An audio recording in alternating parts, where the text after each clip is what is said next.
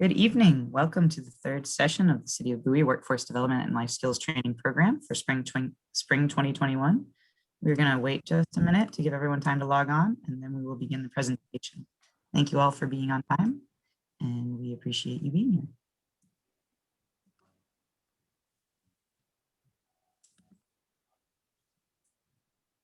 Good evening. Thank you everyone for joining us. We are giving everyone just a minute to log on before we begin the presentation.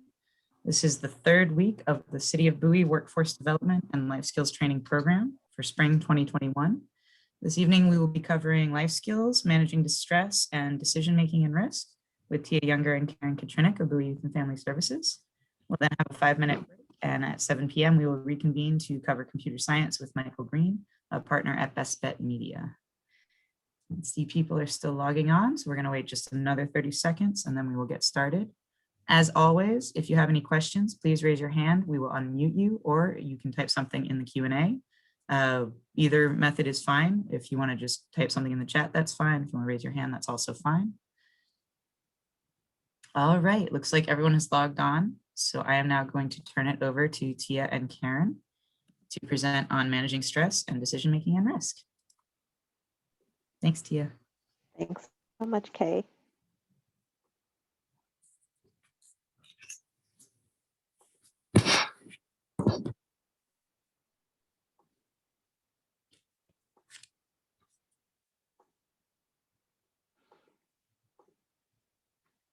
Well, welcome everybody. We're so happy to meet you today, our third time, and we love this topic because managing stress is really an important topic, and I'm really happy to be here, and I know Tia likes this one too.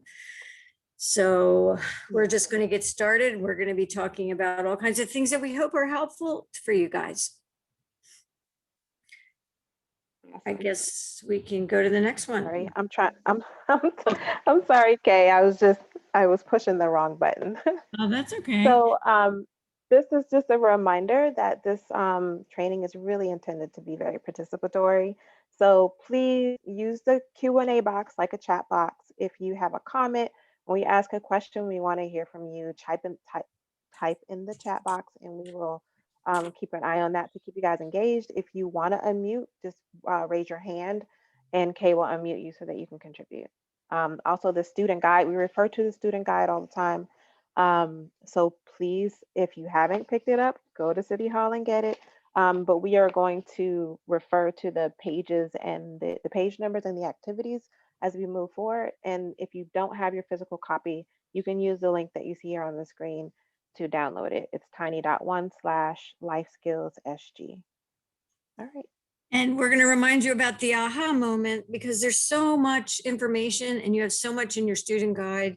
You might hear just one thing tonight that really sticks with you. So just notice that, and then maybe kind of glue it in your hard drive, because you're not going to be able to hold on to everything. But you do have the student guide, and we're hoping you're going to look back on it as, you know, as the months unfold, when stuff happens and you need to kind of get some support. Right, Tia? Absolutely, thanks. Okay, so here we go. Managing stress. This is your study. This is chapter 3 in your student guide. In this chapter, we're going to examine resiliency, and we're going to explore the challenges and opportunities associated with transitions. You're going to kind of assess what kind of resiliency you think you might have. And while you're doing that, we want you to know that it's not something that's just like you only have so much resiliency, you can grow it. So if you have like a 4, you can go up to a 7 if you grow it. So it's not like you're stuck with whatever you've got. And we want also in this chapter to help you learn and apply some stress management techniques. As you know, you've probably had stress your whole life, and you've already have a bunch of tools in your toolkit. But the more the better, and as you get older, there might be more things that work for you. After we do the stress, we're going to talk about decision making and risk. And we're going to think about attitudes and beliefs about risking. Should I ask for a promotion? Risking, should I go on that trip and not start that job? And then explore possible consequences involved when taking risks. The decision making chapter is going to examine your attitudes and your beliefs. What do you think? Because everybody here might think something different, and that's okay. One person might be more comfortable with one kind of risk, while another person might think that's not a risk at all. We're also going to explore possible consequences when you take risks. And, we really do want to kind of maybe have you guys share, because that would be really helpful. And we're going to practice a step-by-step, a guide to a decision-making like plan. And then we're going to hopefully practice in real time or not, but we'll tell you what page it's on. And then we're going to talk about how does substance abuse affect decision-making. Okay, so here we go. All right. So this is your chance to chime in, because you guys have way more to say than we do. And you're probably sick of us talking. What causes stress? What do you think might cause stress? And anybody who wants to share? Huh? What are some stresses that you guys experience? Yeah. School. So we are, yeah, two people are always saying school. Yeah, school Mhm. expectations. Yeah. Absolutely. Homework. That probably money, time, lack of time. How do you manage stress? Does anybody want to share like what they do? Even though we're going to talk about it, you probably have some things that maybe we haven't thought of. Yes, hobbies are important. John said hobbies. Oh, that's really cool. I Take your love mind that. off of. Yeah, absolutely. My crazy stress reliever this week has been playing solitaire. Okay. Anybody else before we move on? Want to share their secrets? We'll be grateful. Music is usually, I'm surprised nobody said music. Music is usually a big one, listening to music. Yeah, music would be Talking great. to friends. Reading. Reading. Thank you, Sophia. Reading is super relaxing. I don't do that enough. Okay. Those are great ones. Drawing. Ooh, Madison, that's awesome. Drawing. How about like taking a walk? I don't know if Especially you when guys the would weather's like getting that, nice. but Yeah. the weather's nice and you're moving, it might release those happy hormones or chemicals from your brain that might help you feel better. Absolutely. Yeah. Should we move on? Yeah, sure.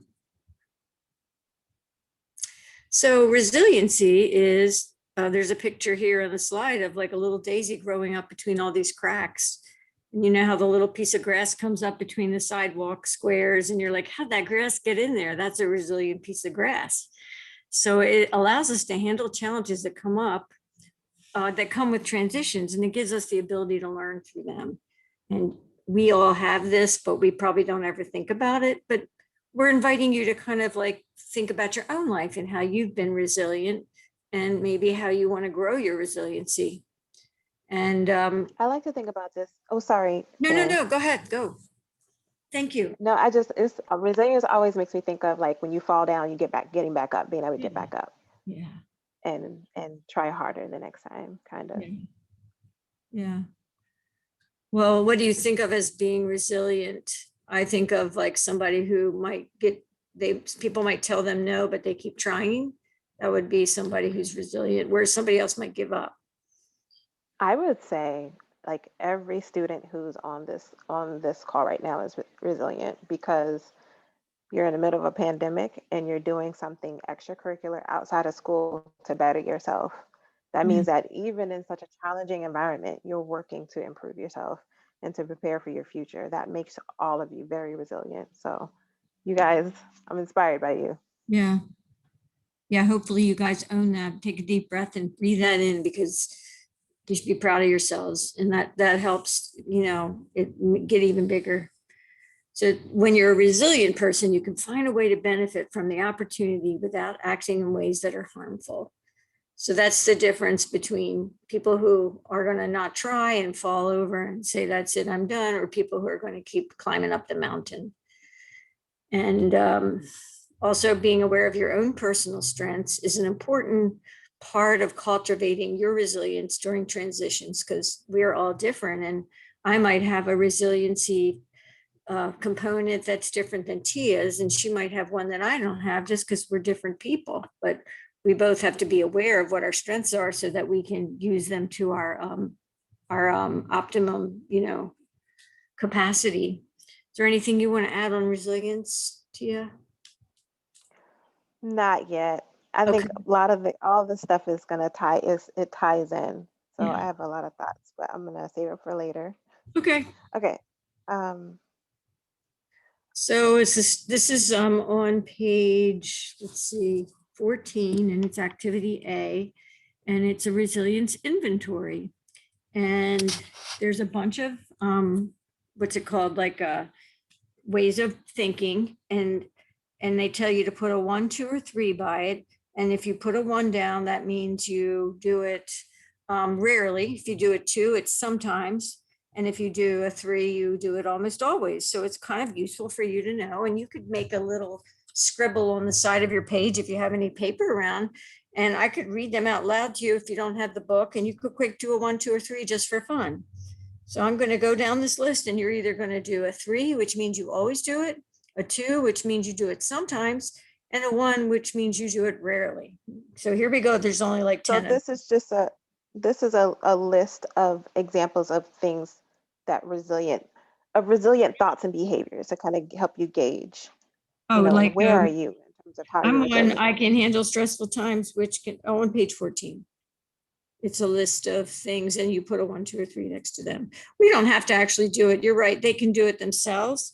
But the thought I wanted to share before we moved on is there's a list of things that, like, for example, it says, I stick to routines and take care of myself. Or another one says, I possess skills to help me relax and handle stress. So there's, it's almost always, sometimes, or rarely. But I was thinking about it today, I and think I you thought, should read them. Sorry. oh, okay. Well, I They're was good, thinking yeah. about it that you almost might be, it depends on like when you do it. If you do this list right now, you're going to come up with 1 score. But if you did it tomorrow, you might put different numbers down. So it kind of depends on whether or not you're running on empty, and if if your batteries are charged. So just keep that in mind. But I'm going to do it, and you can just think, oh yeah, that's one of mine or something. So the first one is, I can handle stressful times, which can have a lot of uncertainty. So when there's a time that's really stressful and you don't know how it's going to turn out, you're saying, I can handle it. The next one is, I possess skills to help me relax and handle stress. Number 3 is, I have a supportive network of people with whom I interact with regularly. And then we have, I keep a positive attitude even in difficult situations. And then we have, I stick to routines and I take good care of myself. And then we have, I rely on myself and I have confidence in myself. And then we have, I communicate how I feel in a variety of ways, like talking or making music. Communicating how you feel is really important because it helps you feel better when you talk about how you feel. Then we have, I keep my eye on the big picture, even in challenging situations. And we have 2 more, and then we'll be finished. We have, I know what my priorities are, and my actions help me achieve them. And then we have, I help others, which helps keep my problems in perspective. Maybe you can see now that I was thinking you can't possibly have all of these all the time because we're human and we're not always on our game. But maybe, Yeah, I find it helpful to look. I felt it helpful to say those things out loud and to like really kind of just think, how am I doing in this area? And is this something I can improve on? And what are some ways I can get better? Right. And a lot of it is practice. Right. Right. And you guys probably know all this without even thinking about it, but it's really good to kind of put it in your consciousness. So a trigger is a situation, a person, a place, or a thing that can cause you to feel stress. It can be something that happened to you in the past that makes you vulnerable to a certain situation, or a person in the past who maybe pushed your buttons. And if they're walking down the hall, that's going to be a trigger, a place or a thing. So you can almost think of it like a vulnerability, or like a little like scab that maybe you had an injury in your emotional self and you had it ripped off, and then a scab grew, but the trigger is like, going to hit your scab. So our definition here is triggers are stressors that can cause reactions that can be both physical or emotional. Physical signs of stress can be a heart racing, palms sweaty, mouth dry. Emotional signs of stress can be depression, anxiety, or extreme moodiness. And then you can maybe think of just for a minute, and of course it's personal, but there's probably some common triggers that many people might have that cause them stress. And again, the more you share, the more you help each other. Because like for me, a trigger might be if I have a lot to do and I don't have a lot of time, I might get triggered that, oh, how am I going to get all this done? And I think somebody honking at you in a car, if you drive, that's a yeah, trigger. yeah, So, I mean, it's meant to be that anyway, but yeah. I know for me, it might be something weird, but my daughter likes to put her feet on me all the time and it drives me crazy. So I would say that's like a trigger. Okay, that might make you not be in the Yeah, best type in mood. the Q&A. What are some of your triggers that you're willing to share? I'm also like a baby. When I'm hungry and when I'm tired, I get really like irritable. We call that hangry in my house. Right? Some kids So that I've share. talked to tell me that triggers would be sometimes their parents might be a trigger.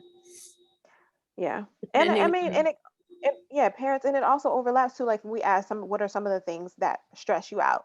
A lot of times those are your triggers, having too much homework to do, having to go to school, whether it's just having to deal with schoolwork or having to go to virtual school again. Ava said slow walkers. Yeah. do we have a comment down there? I Yeah, see slow one. walkers. Someone Oh, said slow slow walkers. walkers. Oh, yeah. Okay. Yeah. And what effect do we think stress might have on your ability to navigate a transition, big or small? So if you're stressed out, well, how's that going to affect your, you're going to have to navigate this transition and you're stressed out. So for example, does it help you to handle a challenge and an opportunity, or does it slow you down? That's, food for thought. We know they're always I going feel to like, be. Go ahead. oh, go ahead. No, you go ahead. I was saying, I feel like it's a very subjective, like so it really changes from one person Yeah, to the other. Like absolutely. um, I'm thinking a transition like graduating from high school. Like when you have a lot on your plate, dealing with thinking about going to college or graduating and like getting a job. Like those are really stressful situations already. So you're Mhm. already in a period of transition. But when you have triggers that happen during that, let's say, like use Karen's example of your parents getting on your case about something, or being stuck in the house with your parents all the time because it's a pandemic. um how those affect you. Like sometimes another example of a trigger is like being stressed out. Let's say you have a test coming up and being under that pressure to Mhm. be have to study for that test and get all this work done. For some people, when you hit up against that deadline, it makes you work harder. But for some people, that it might make it harder for you to be effective. Sophia said, if you're stressed, can that affect your rational thinking? Absolutely. Yep, it absolutely Absolutely. can. And if there's science that backs it up, like the brain scientists say that when you're stressed, you're not in your whole brain and you don't actually have access to your rational brain. So that's why we're going to give you well, you probably already know this, but we're going to talk about some things you can do to lower your stress, and that'll help your brain work better. So here we go. How do we handle stress? How we handle stress can help us or hinder us from reaching our goals. Some harmful ways of managing stress might be through alcohol, drugs, cigarettes, or maybe staying out too late, maybe being like on the phone all night and being exhausted the next day, something like that. And helpful things that might help your stress would be exercise, music, talking with friends, prayer, or meditation. And we're going to look at just two helpful techniques now. And I do want to share that on YouTube. There's so much on stress reduction that you should just kind of play around, and it's like really fun. And if you hate the person's voice, move on to the next one. But we're talking right now about some famous ones that you probably all have heard about: deep breathing. And what that does is it brings together your cardiovascular and your respiratory systems, and it brings them in alignment, because oftentimes they're not working at the same time. So when you do this deep breathing, your body is more working as a whole integrated unit, and it's really, really good for you. So when the scientists will take somebody's blood and they'll measure all the chemicals and the hormones in somebody's blood. And then they'll make them do the breathing exercise and they'll take their blood again. The chemicals actually change. So when you do the breathing, you're literally changing the biology of your, the cells. You're actually, even on the molecular level, that's what they're researching now. So it seems so simple and people laugh, oh yeah, breathe, but it's a pretty powerful thing. And I invite you to look at YouTube. There's a million ways to breathe. The one we were going to talk about is sometimes called box breathing. And we'll talk about that in a minute, but you probably have learned it already, but I want to invite you to know that it's a wonderful tool. And I wholeheartedly, I really, really believe in it. And the other one we're talking about is self-care. Taking care of yourself, being compassionate, being kind, saying, hey, I'm doing the best I can. That if you don't have that, you pretty much can't do anything. And it's really important. It's kind of like if you're on the plane and the oxygen mask drops, if you don't put it on your face, you're not gonna be able to help the next person. So if you give them the oxygen mask, you might not be able to help. You got to put it on yourself first. And I'm sure Tia has something that she probably feels about these things too. That was great, Karen. Yeah. Okay, so you're good. All right. So here we go. Let's see, do we have the breathing thing here? Is that just in the book? I'm not sure, but before we move on, let's just talk about the breathing one more time, just so you can learn it. We're gonna put your hand on your stomach, lower stomach, and you're going to maybe put your other hand up on your chest. You're going to breathe in through your nose and your stomach goes out like you had a couple pieces of pizza. But first you're going to count to 4. So you go 1, 2, 3, 4. Then you breathe in for 4. 1, 2, 3, 4. Then you hold 4. Just sit there and hold. Then you exhale for 4. 1, 2, 3, 4. And then you hold for 4. So that's why they call it a box, like 1, 2, 3, 4, 1, 2, 3, 4, 1, 2, 3, 4, 1, 2, 3, 4. It's like you're making a box like that. And again, that's just one kind of breathing, but that's pretty powerful. And I invite you to do it when you're really stressed out, or you just think, how am I going to, I'm just going to explode, run in your room and shut the door and do the breathing. And we hope that we can practice it at the end today if we have enough time. Okay, now we can go on. Yeah, and I also was just thinking that I want you to keep breathing and triggers in your mind when we get to the section that we're talking about decision making. Okay. So we should keep all that in mind for decision making. Okay. Okay, these are bounce back techniques for managing stress. We mentioned them a little bit already. It's page 16 in activity C, and it's basically a bunch of things that you can do that are going to help you manage stress. So yeah, a lot of this you guys are you already mentioned some of these things, so I'm sure you're doing some of them. And one of them might work for one of you and the other one might work for another person. So it's very personal. We talked about getting together with friends. Give yourself a break, go easy on yourself. That's when I said be compassionate to yourself. I can also say something like it's something called positive self-talk. If you notice in your brain that you're saying negative things like, oh, it's not going to work out, or, oh, I can't do it, that actually is going to change the energy in your body. But if you say, well, maybe it won't be so bad, all I can do is my best, that literally will change it. So go easier on yourself and notice what you're thinking. Sticking to a routine, can be very satisfying when stress is swirling. So a routine is like the structure in the day. It can help people from losing it. And take control, focus on what you can do to stay on the path. So if lots of things are overwhelming and it's a little bit of a chaos, focus on one thing that you can control, and that will help you get through that storm that you're in at the time. Helping somebody else takes your mind off of it. That also changes the energy in your body. And here's a big one, turn it off. They often, social media.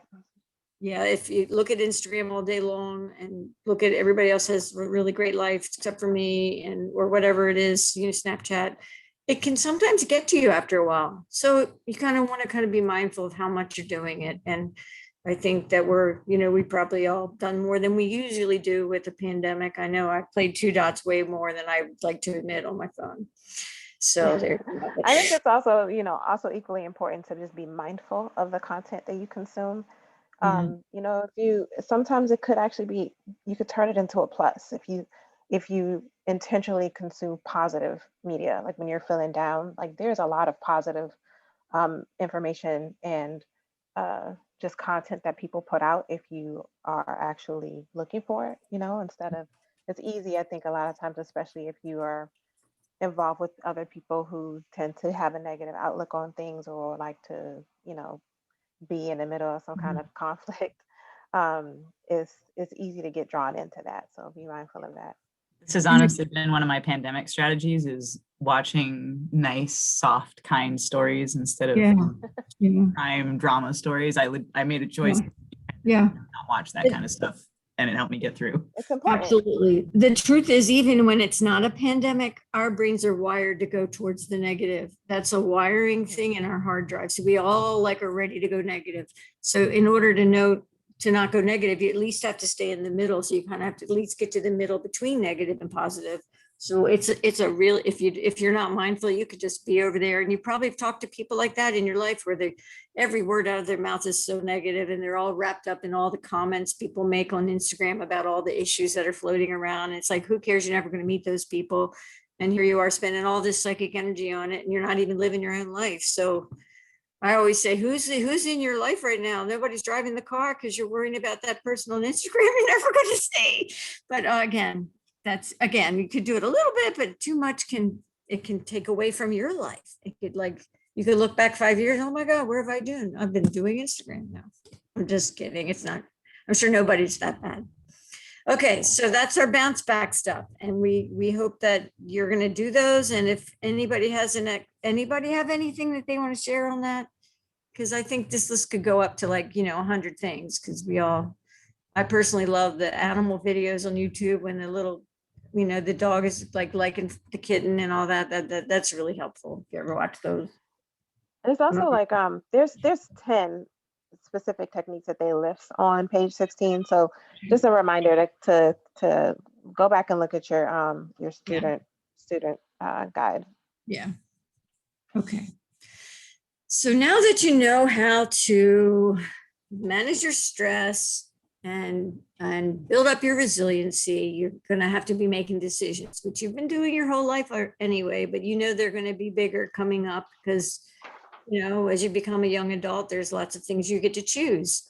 You get to talk about there's alternatives. Should I do this or that? Oh, what happens if I do this? Which ones has a high risk? Then it talks about interpersonal issues with other people. Well, I'm not going to go there because I hate her, so I have to go here instead. But then that might not be the best thing for you, and so it can get complex, and it can get layered. I don't want you to think of it as overwhelming. I just want you to kind of say, wow, let's just look at all that, and don't be afraid of it, basically. Okay, we can move on. What's at stake is on page 20, activity A, and it's about risk. Risk is the exposure of something that we value to possible loss or harm. Despite its negative connotation, risk can also imply the possibility of a beneficial consequence. So risk can be bad or it can be good. And think through your consequences to understand how a risk might help or hinder your efforts to be successful. What's the risk? Especially when we are, especially when we're in, we're talking this whole curriculum is kind of about the things that are important for you when you're in a transition. And so, especially specifically for this age group, we're focusing on transitioning from being a child in school and high school to being an adult. And so think about some risks that you might have to take. The example that they have in the book is applying for a promotion. And like Karen just said, sometimes a risk you might take for a beneficial reason, like applying for a job or applying to colleges, or, I don't know, anything is it's not some choices that we make are just, simple knee-jerk decisions, but sometimes we make choices that will have a big consequence. Something I don't know, what are some, if you got, do you guys have examples of some risks that you might have to take in life? We can Extra use credit. well, yeah, that's a good one. So applying for, trying to do some work for extra credit No, I is, meant I they would mean, get extra credit if they talked. oh, Like, yeah. I still say running for student government, right? You have to put yourself out there, and there's a chance you might lose that election. And the consequence of losing the election could be like you could be embarrassed about that. You can be disappointed, but the consequences of winning that election could be, could be a very positive. You can, the college you choose. I'm looking at the Q&A box. Christopher said the college you choose. That's We a also huge have, decision. sorry, someone raised, Can have different. Ariel raised her hand. Ariel, do you want to unmute? You can unmute yourself, Ariel. Oh, I'm sorry, I couldn't see it. So a risk might be either putting away college or putting aside a job in order to face a problem that you have currently. Yeah, that's a great example, Ariel. That sounds like that could be a really challenging decision. Like you are dealing with something in your life that makes it difficult for you to pursue your goals. Let's say your goals are to get a certain job or to go to college, and because you have to deal with this situation you're dealing with, you have to make a decision on whether I put my attention towards this situation or do I try to do this while I'm applying to schools. That could be a big decision with a lot of risk. So like activity A has you like think about a risk, and then for that risk, think about what are the consequences in the short term, and then what are the consequences in the long term.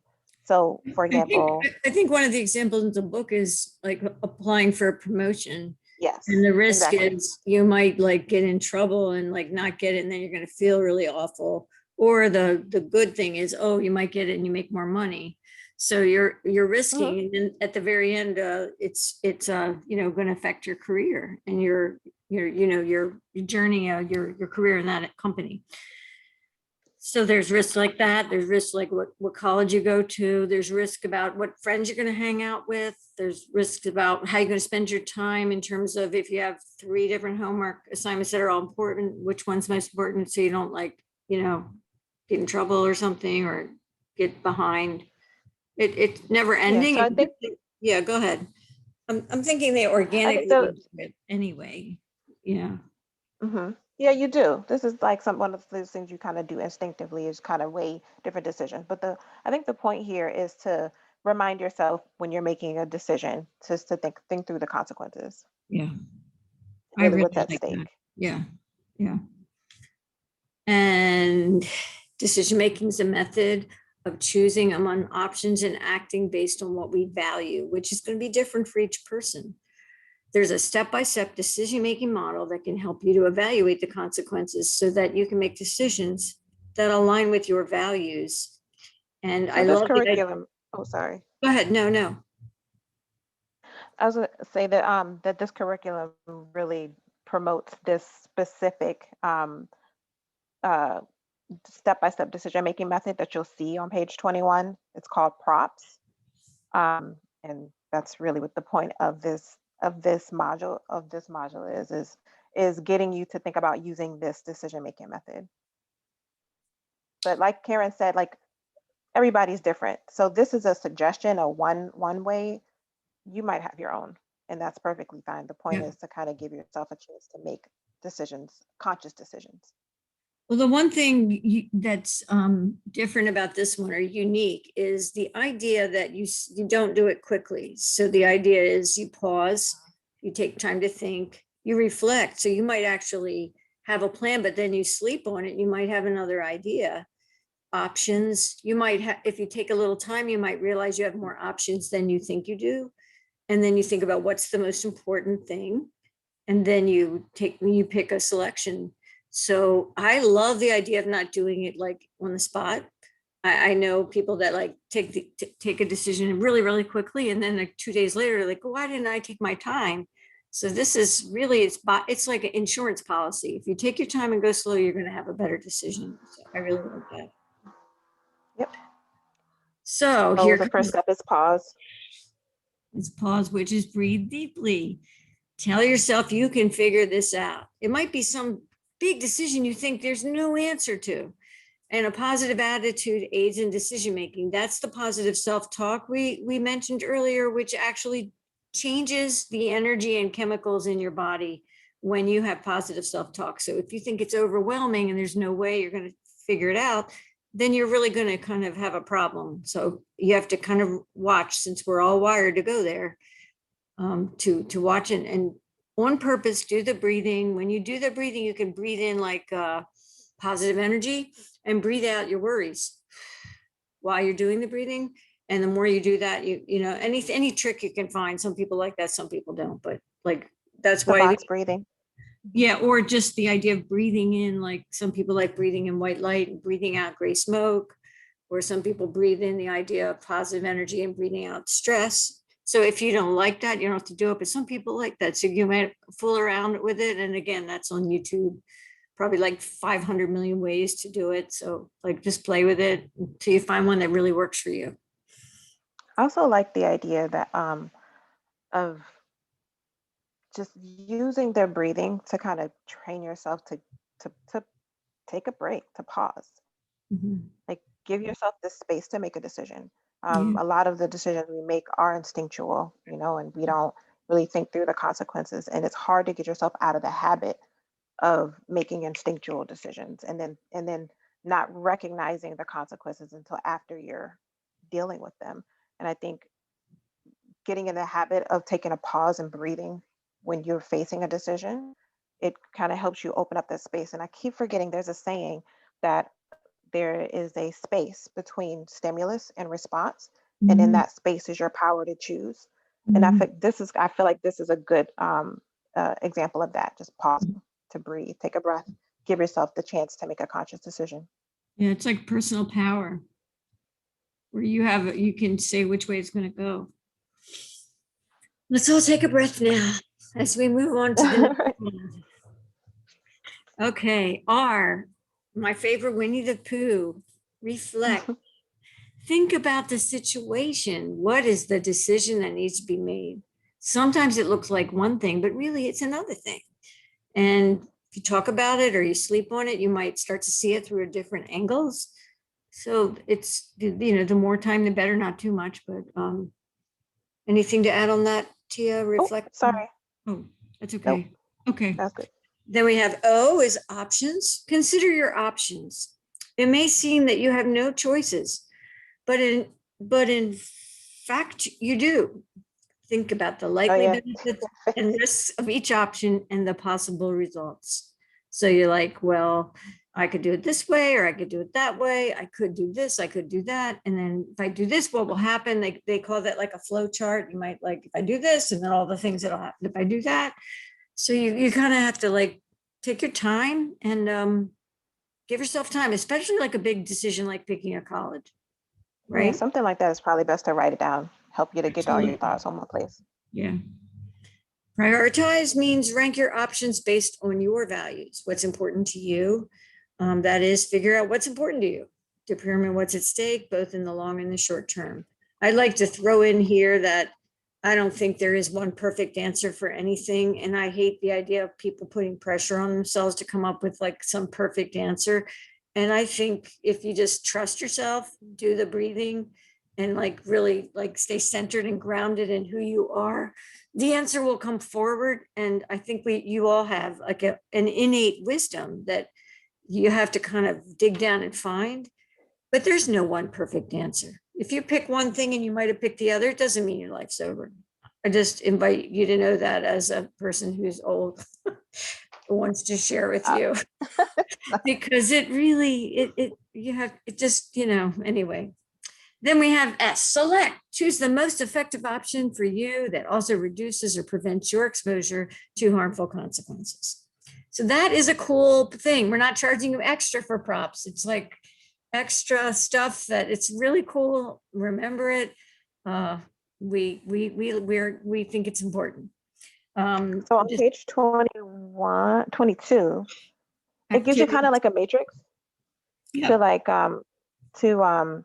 to practice using this method on your own. So it gives you a space to like pause, like if you had a scenario, right. like Karen, what's a good scenario? Like let's go into college, like choosing between two colleges. So the first thing you're pausing, I'm not freaking out.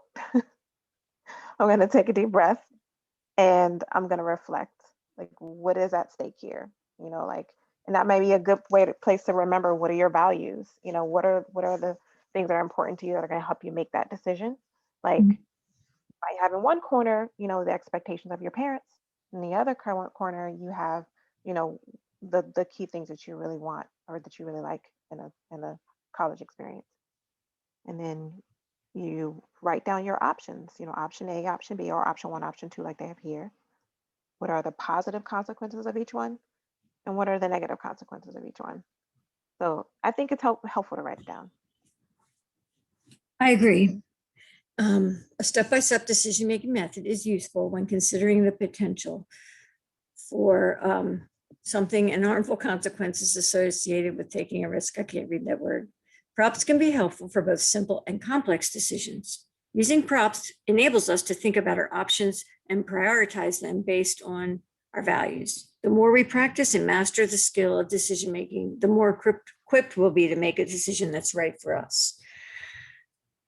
And what's next? So just how does substance use? Substance abuse, which is part of the life of a young person. It's in our culture. And I was thinking about like, you know, how that's going to affect you. So I'm just going to throw this out there to save time.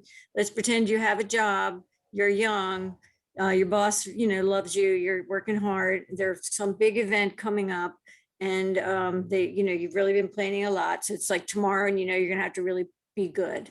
And then you get a call that a bunch of your friends from the old days are getting together that night and they tend to party.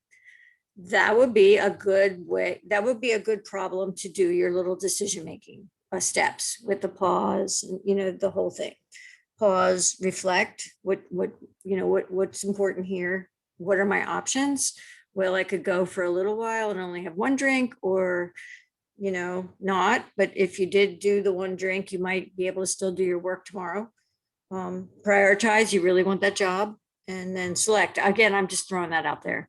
But if you have any that you would like to do, we don't mean to like not let you do them. We're just trying to kind of move through so we can get through this material that we feel, you know, is really important for you guys. Oh, sorry. I didn't realize not sure how I did this. Sorry. Okay. Well, we're thinking maybe, is there anybody who wants to think of anything like that about substance use? The other piece I'm going to throw out just because I happen to know this and we see a lot of people with issues of substance abuse. If you are doing something on a regular basis, it literally changes your brain and it affects your ability to make, it affects your cognitive functioning. So that usually is going to affect your ability to make good decisions. So that's another thing just to keep in mind. And if you're under 25, if you use, like, for example, pot a lot, it changes your brain. But if you do it when you're over 25, it's way better for your brain. And this is like all the research has come out in like the last 5 years. So these are just thoughts, you know, because we all love our brains, right? Don't mean to be, what's that called when you're, you know, lecturing people, but I'm all about people's brains and keeping them good. So that's my thought on substance abuse. Does anybody have anything to say about that or not really? I think a lot of us also know examples of stories of when, you know, someone just made a bad decision because they were, you know, they were driving and they were drunk and they had a horrible accident, or, you know, like, I don't know, you got high and you overslept. You were supposed to be in school and you couldn't get up. So usually it, you know, like it's a common way for people to release stress, but it's also can be a challenge because a lot when you use a substance to help you relieve your stress, you don't build those muscles that it takes to be resilient because you're taking kind of the easy way out. Mhm. Whereas, if you have to struggle through your challenges, you tend to be able to come through them um, stronger. Um, But you then can do also it like a little bit, just not every single time, because then you'll cripple yourself because you won't have any skills, like you said. But if you just do it once in a while, you'll still get the skills if you do it sometimes. Right. and also like, what are your thoughts on how substance use affects decision making? Because we would really value your input. Oh, shoot. Well, what we'll do after this is we are going to practice the breathing and talk about the brain in a minute, but maybe before we do that, we have a couple minutes. If somebody has a problem that they want to throw out there, we could use your problem and go through the steps. Like if anybody's trying to make a decision on something, just for fun. Doesn't have to be huge, but only if you want to. Anybody have a decision that they want to make? Oh, here we go. We got somebody. What are they saying? You would not be able to think properly. Oh, okay. You mean with substances? Good point. Yeah, that's right. So is nobody has a question they want us to help solve? We totally understand that. We're going to move on to the picture that Kay has for us. Yes, just 1 second. Okay. I wanted you guys to see this so you really believe me that it's like really true. So this brain up here, it's called the triune brain because it's 3 parts. The red part is your lower brain, which they call the dinosaur brain. And in the middle, the blue part is your emotional brain. That's kind of all your feelings and like when you lose your temper. And then up top is the frontal lobe. And that's like math, engineering, rational thinking. And ideally, we want the brain to work together. The thing I wanted you guys to know is when you're stressed out, you basically sometimes just go into, no, we're going to stay up top for Okay. now, okay? When you're stressed out, you're going to be just in, your red's going to light up. And when the red lights up, this wall goes up and the wires aren't available to go to the frontal lobe. So you don't have the access to the rational thought because you're in fight or flight. So when you're highly stressed out and everybody's yelling, you actually can't think rationally. So it's, we're all human. We've all been there, but it's something to be aware of because it's kind of like you have a superpower that you didn't know of. Because if you do that breathing, it literally hooks up the whole brain. The wires get hooked up again from the bottom red to the top so that you can think rationally. So let's say you, like Tia had said, you were graduating from high school. There's probably a lot of preparation. It wasn't COVID, so maybe there's a big party. Your mother's all stressed out. Your father might be getting people from out of town. You might have some big things to do, and there's a lot going on, and maybe there'd be a big fight because everybody's just stressed out. But if you run in your room and breathe, then you'll know none of this matters. We're all just stressed out. And if everybody does the breathing, then we can like not go there. But again, we're human and nobody's perfect, but I think it's a really important thing to know about. I think it gives you a power. And I invite you to know that. Also, the part in the blue, there's a little tiny piece in the blue that is called the amygdala. It's like the size of a walnut. And that's the part if you ever like were to lose your temper. And I think we're more vulnerable to lose our temper when we are exhausted and stressed out. So if you do the breathing and you kind of think, I know that I have the power to do this, that will help you not go there. But it's okay if you do lose your temper because anger is a human emotion. And I'm not saying that we shouldn't, but I just think it's really cool that people know that. Down the bottom is, am I safe? In the middle is, am I loved? And up top is, what can I learn from this? So just kind of keep that in mind. The bottom one that Kay is trying to go to is just another way of looking at it. Decision making, should I run or should I stay? The emotions and the rational thinking. So it's just a way for you to like have more power over your own self. And I just kind of wanted you to know that in terms of the stress. The stress is a huge deal. It affects people's health. cortisol, this hormone that's really bad for you, comes out all the time in your brain. So if you're always stressed out, this cortisol is pouring into your physical body, and you go, people get all kinds of issues. So stress is really bad for us, and we want to manage it, because life should be joyful and peaceful. And that's just, something I would want for all of you. So before we stop, we just have like a few minutes. If you don't want to do it with your eyes closed, it's fine. But I just wanted to lead you through a little breathing exercise. So I want to invite you all to just relax your body. I'm closing my eyes because it works better for me if I close my eyes. And if you don't want to, you don't have to, but just going to kind of sit there. And you just notice how your body feels without any judgment, like, oh, my knee itches or whatever. And you just kind of sit there and notice. You might also think of relaxing your whole body. Some people like think of a warm light starting at the top of their head, and it goes down the sides of their head, slowly all the way down their body, down to their toes. So you just kind of slowly relax each part. And while you're doing that, you're going to start doing the breathing through your nose with your stomach going out. And then you hold 4, and then you're breathing out. And you hold 4. And it doesn't have to be perfect. It's just kind of something like that.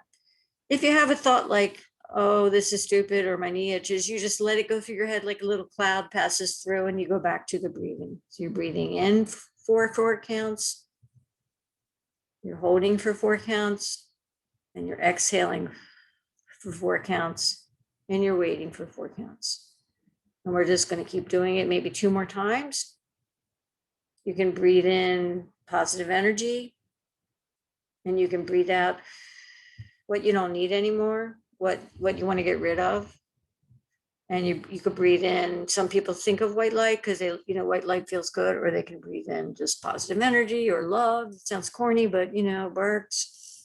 And you can breathe out just anything that you don't need anymore, because we all have habits that we carry around with us, and sometimes you're like, why am I doing that? And you're like, well, I don't need to do that anymore. So you can breathe it out.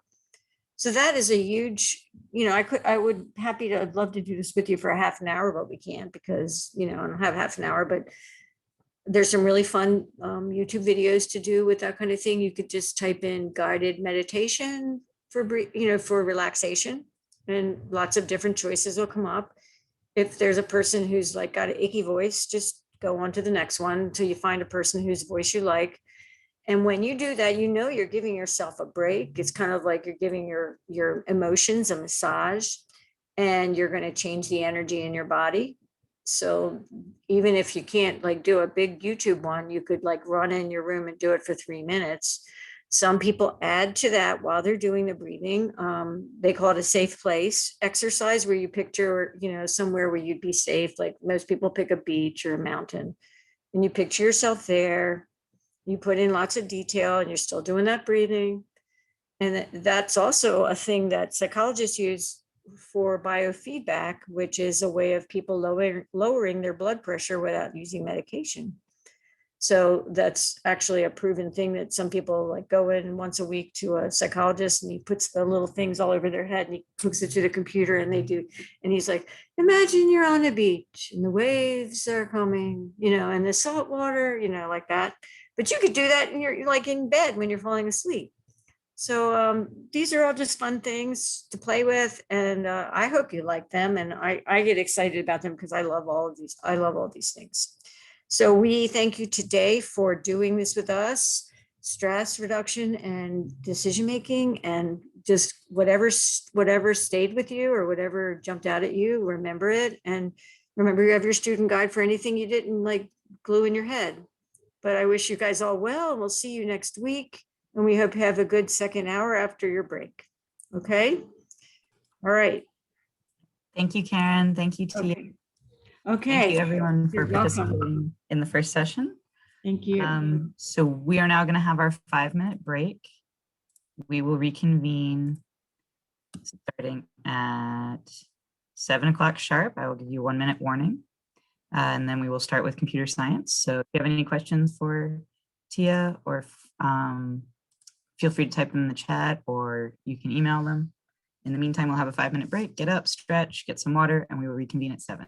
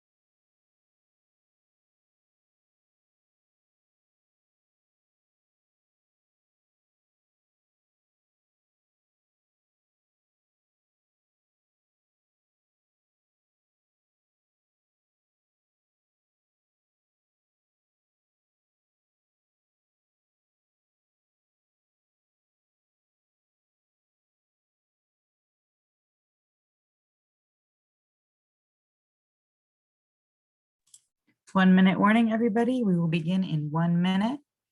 Just a reminder that we will be doing a practical activity using W3 schools at the end of the presentation. So if you haven't registered for W3 schools, it will save time now if you register an account so that you can follow along with the presenter. 1 minute, and we will start with computer science presented by Mr. Michael Green.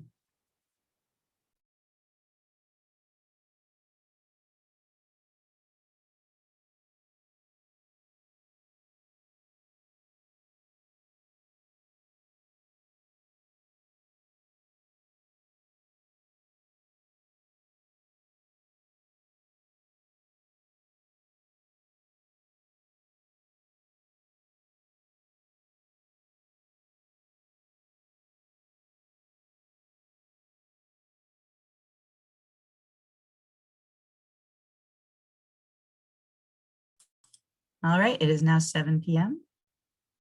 And our presenter, Mr. Green, are you ready to present?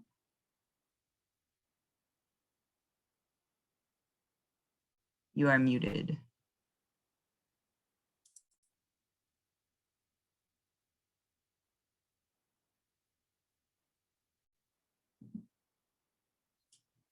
We're gonna wait a sec. I think our presenter might be having connection issues. Just bear with us 1 second.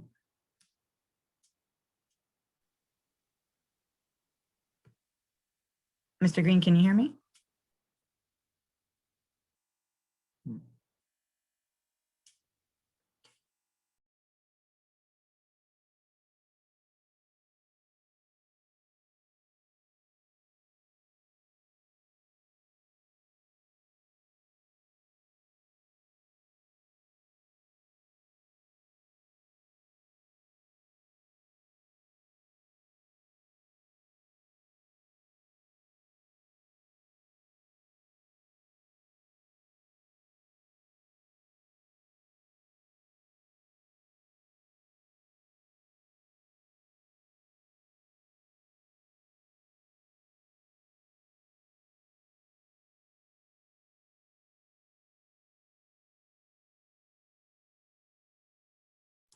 I apologize for the pause. Our presenter is having some connection issues, but we should be beginning in just a minute or two. I will keep you guys updated.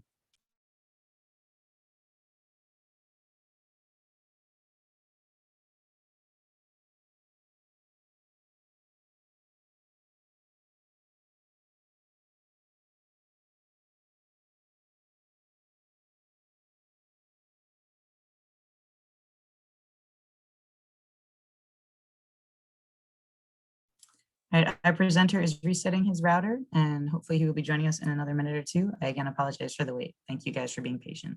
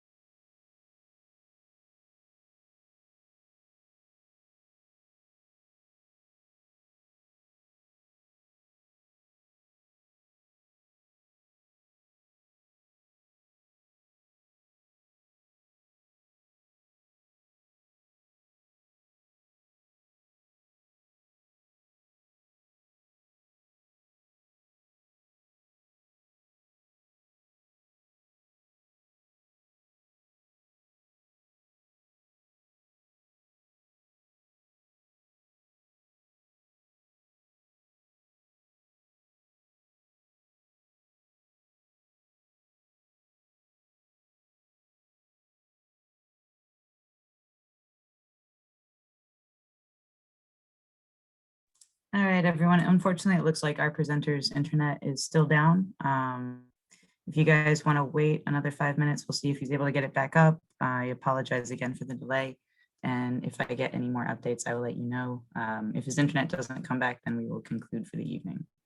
Again, apologies.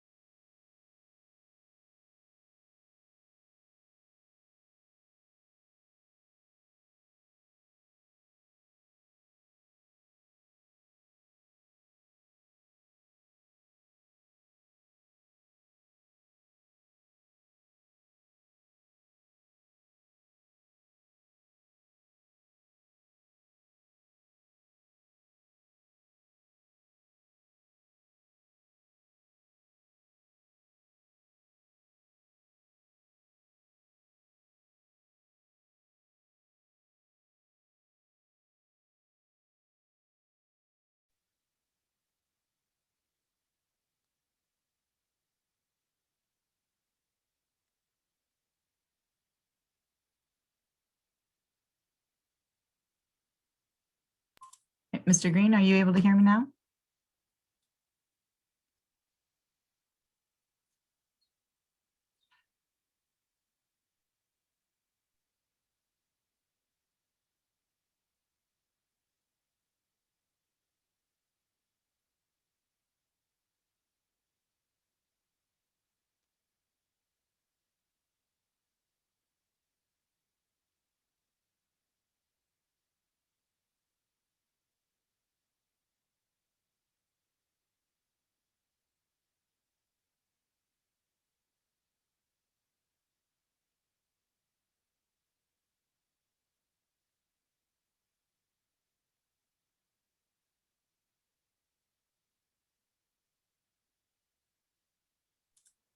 Mr. Green, we can't hear you. So there might be some issue with your microphone. If you're talking, we can't hear you through Zoom.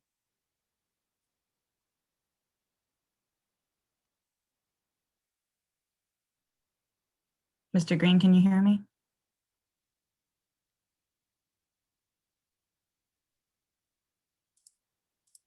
Thanks everyone who stuck with us. I apologize for the technical difficulties. We will try to get the audio going on this presentation soon.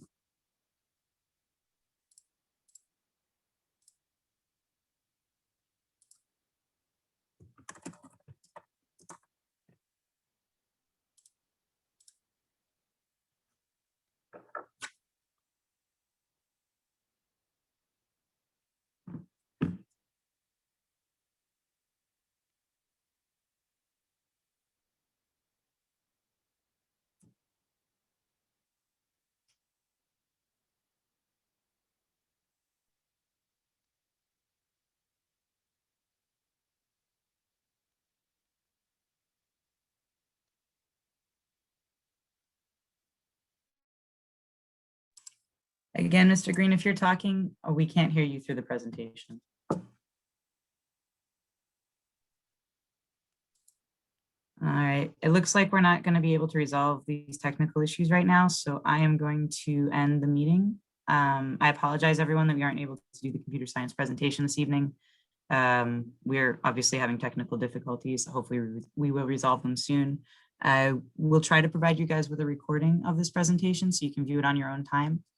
And in the meantime, I want to thank everyone who attended this evening, and we will see you for our final session next week, Tuesday, April the 27th, starting again at 6 p.m. That will be presenting on healthcare careers. And before we go, does anyone have any questions for me or comments? Again, I really appreciate you guys being patient with our technical issues. All right, if nobody has any other questions or comments, I am going to end this presentation. Again, I will try and get a recording of the computer science presentation for you guys to view on your own time, and I apologize for our technical issues this evening. We'll see you guys next week at 6 p.m.